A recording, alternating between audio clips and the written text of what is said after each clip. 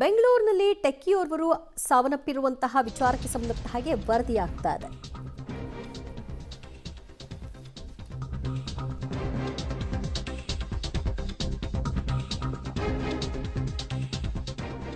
ಮನೆಗೆ ಬೆಂಕಿ ಬಿದ್ದ ಪರಿಣಾಮ ಉಸಿರುಗಟ್ಟಿ ಸಾವನ್ನಪ್ಪಿದ್ದಾರೆ ಟೆಕ್ಕಿ. ಜನವರಿ 3ನೇ ತಾರೀಕು ಘಟನೆ ನಡೆದಿರೋದು, ಆದರೆ ತಡವಾಗಿ ಇದು ಬೆಳಕಿಗೆ ಬರ್ತಾ ಇದೆ. ಮಂಗಳೂರು ಮೂಲದ ಶರ್ಮಿಳಾ 34 ವರ್ಷದ ಮೃತ ಟೆಕ್ಕಿ ಅಂತ ತಿಳಿದು ಬಂದಿದೆ. ಬೆಂಗಳೂರಿನಲ್ಲಿ ಅವರು ವಾಸವಾಗಿದ್ರು, ಉದ್ಯೋಗ ಅರಸಿ ಇಲ್ಲಿಗೆ ಬಂದಿದ್ರು. ಮನೆಗೆ ಬೆಂಕಿ ಬಿದ್ದಿದ್ದಂತಹ ಪರಿಣಾಮ ಉಸಿರುಗಟ್ಟಿ ಟೆಕ್ಕಿ ಶರ್ಮಿಳಾ ಸಾವನ್ನಪ್ಪಿದ್ದಾರೆ. ರಾಮಮೂರ್ತಿ ನಗರ ಠಾಣಾ ವ್ಯಾಪ್ತಿಯ ಸುಬ್ರಹ್ಮಣ್ಯ ಲೇಔಟ್ನಲ್ಲಿ ಘಟನೆ ಸಂಭವಿಸಿದೆ.